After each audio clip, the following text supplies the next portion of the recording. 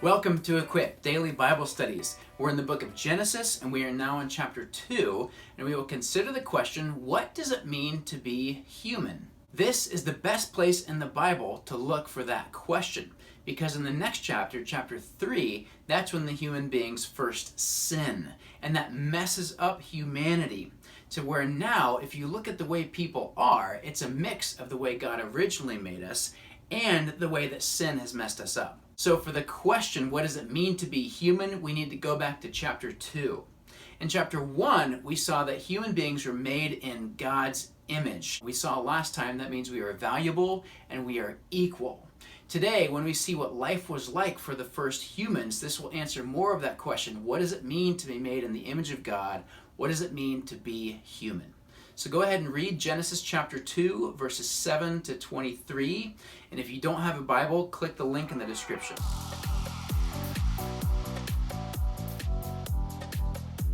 In the last chapter, we saw God creating the world in 6 days and then resting on the 7th day. In this chapter, it goes back to the 6th day when God created animals and human beings. It gives more detail about God creating humans. And by the way, this chapter shows that 6th day when God made animals and humans, it must have been longer than 24 hours with all the stuff that happens in this chapter. And if you're wondering why that matters, go back and watch our video on the Bible and science from the other day. In verse 7, we see that God put life into people. This means that everything that we are, we owe to God. But that's our bigger question for today. What is everything we are? What does it mean to be human, to be made in the image of God? The first thing has to do with the garden. The next couple verses describe the beautiful garden that God put the first person, Adam, in. It had gold, and it had rivers, and it had aromatic resin. My favorite. And then in verse 15, it says the man was put in the garden to take care of it, not just to enjoy it. This is our first lesson about what it means to be human, that we are meant to do important things.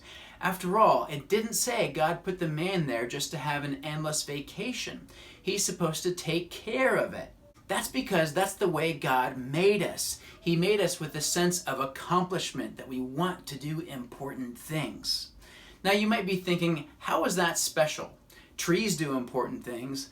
Bees do really important things. Does this really make human beings special? Yes, it does, because only human beings on this planet can only feel satisfied when we do something important. Other creatures are not that way. Maybe a non-human example will help explain this. This is Momo, and he has the greatest dog life.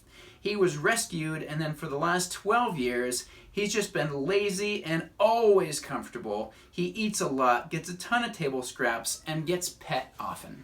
That's a great dog life, but a person wouldn't be happy with that life. Just being comfortable and well-fed all the time. We would want to do something important that matters with our life.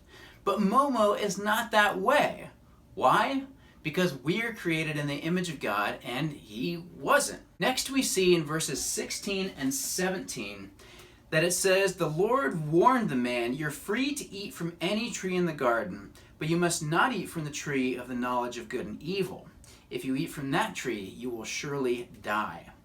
What is that tree? That's really interesting. We'll actually talk more about that tomorrow when, spoiler alert, they do eat from it. The point I want to focus on today is the fact that from the very beginning, people had the choice between right and wrong. This is the second point about what it means to be human, is that we are moral. To be moral means that we can choose between right and wrong.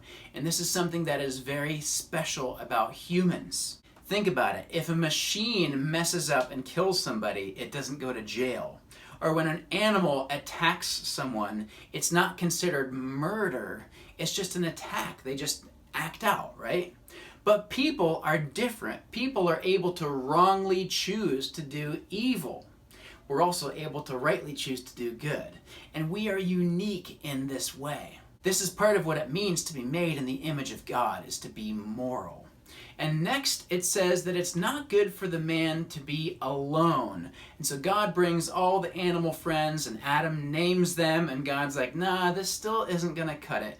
And so he creates another human, the first woman. Now, some people think this passage is saying that men are better than women because God took a rib out of the man's side to create the first woman, but that's ridiculous. It's not true.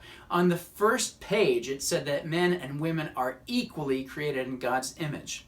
And besides, if that would mean that men are better than women because the woman was made from man, wouldn't that mean that dust is better than men because the first man was made from dust? It's a ridiculous idea. So don't worry about the rib. The point here is that all the animal friends in the world were not good enough for Adam. He needed someone else like himself. He needed another human. And this brings us to our third point about what it means to be human, is that we are relational. That means we relate with each other and we have relationships.